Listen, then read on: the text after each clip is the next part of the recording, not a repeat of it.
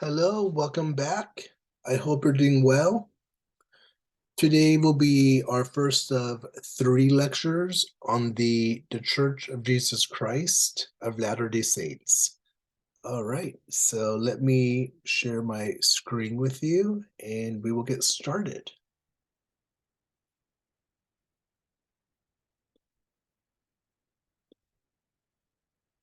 So in terms of an overview, over the next series of three lectures, we will begin with giving historical background which will be the Second Great Awakening. And this will be the background from within the Church of Jesus Christ of Latter-day Saints, this new religious movement of the coming out of the United States will emerge. Okay, and we'll give some historical background, some narrative.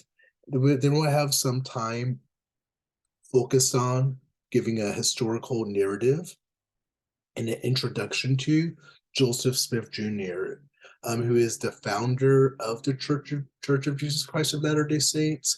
And then we'll also make sure to touch upon his successor, Brigham Young. We'll make sure to cover some key sacred texts, namely the Book of Mormon, but also other important texts within the tradition, key beliefs, and key practices. Okay, so we'll get into it today. We'll see how far we get, and then we'll continue the conversation over the next two lectures as well. Okay.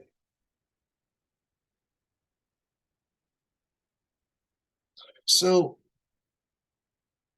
to set the historical context in terms of the United States, you have the Puritans who come over from England, and there's no separation of church and state. There is no true freedom of religion. That doesn't occur until you get the Constitution of the United States in 1776. So you really have the Massachusetts Bay Colony, which is Christian. As the colony expands and grows, you get these institutes that are found in order to train the clergy. So Harvard University, for example, was originally founded to train clergy, to give them the basic skills of knowing the Greek language or Hebrew or Latin, and having other basic skills that were needed amongst the clergy. So the clergy early on were the elite. They were the educated elite. They were educated at Harvard, or if not Harvard, they were also educated at Yale University, which was founded to train up Calvinist preachers. So that was like the first, second, third generation of Christians that were here in the British colonies. By the time you get to the 1780s up to the 1830s, you're going to have this movement away from the Eastern Seaboard and those Ivy League universities, to Harvard, to Yale, and so forth.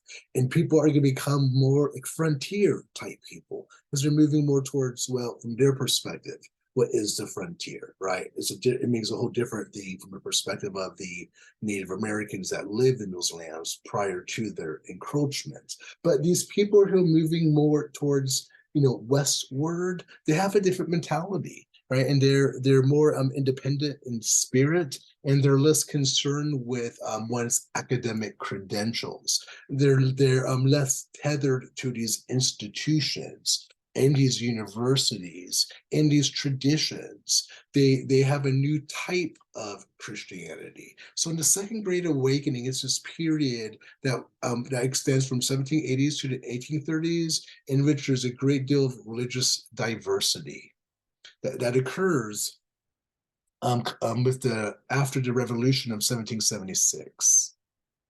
And with the First Amendment of the Constitution, which declares the separation between church and state. And so the state is no longer going to control the church. And so with that, you get this free marketplace of expressions. You get great diversity within Christian throughout within the Christian religion. So you get Methodists and you get these Baptist movements, which become the fastest growing movements. And at the same time, you get the Anglican Church declining. Because the Anglican Church it was the state church, right? It has its roots going back to England, right? It's the Church of England. In the Second Great Awakening, the Christianity that was emergent and popular, it was marked by enthusiastic preachers who would show up at these revival meetings and where there was encouraged audience participation. So there was expectancy that there could be moments for audience to demonstrate their faith in some type of moment of response. The Second Great Awakening, in terms of its ethos, had an egalitarian orientation. So less hierarchy and more kind of an egalitarian orientation. Less and hierarchy, those churches more eastward, right? Hierarchy is established by level of education, for example. That becomes less important as we move, more westward. It's more about has one been does one know Jesus through the Spirit? And there's an emphasis on the individual responsibility that one is to take measure and one is to make a decision, for Christ, right? And so you're not a Christian because you were born into it, or because you go to a church on Sunday, or belong to this certain institution. You're not even a Christian because you have a certain level of academic training. You're a Christian because you've chosen to be and because you've been moved by the Spirit. So there's emphasis on individual and individual responsibility is a marker of the Second Great Awakening. So it's within this novel religious marketplace. You get new religious alternatives and expressions of faith that emerge throughout the United States. So you get these Methodist movements, you get these Baptist movements, and another movement you will get will be the Church of Jesus Christ of Latter-day Saints. So the religion of the Church of Jesus Christ of Latter-day Saints, it takes the shape of a frontier religion, so to speak, this religion moving westwards. This religion is capable of occurring as a new religious movement in the United States because of the separation of church and state, which goes back to the Constitution itself. Interestingly enough, the same year you have the Declaration of Independence in 1776. You have Adam Smith complete and publish his well-known work, The Wealth of Nations, in which he argues for a free market. That same argument for a free market is applied by the founding fathers in the United States to their understanding of religion. They argue that for religion to innovate and to grow and to diversify, for that to occur, the government should let it do its own thing. It should not try to regulate it. It should keep its hands off it. And so there's a separation between government and church, state and church in the United States, which allows for these different innovations, such as the Church of Jesus Christ of Latter-day Saints.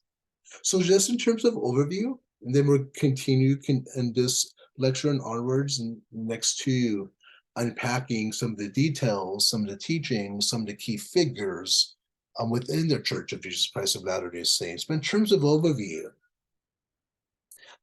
it's rather impressive how quickly this new religious movement has grown since its founding. So today there's some 16.6 million members of the Church of Jesus Christ of Latter-day Saints worldwide. There's more than 67,000 missionaries who belong to the LDS. That is the Church of Jesus Christ of Latter-day Saints. I'm going to say LDS for shorthand, worldwide. And there's 167 temples worldwide. We'll talk about the importance of temples as we progress forward on our time with the LDS. And this photo is a temple, by the way. This is the temple located in Salt Lake City, Utah.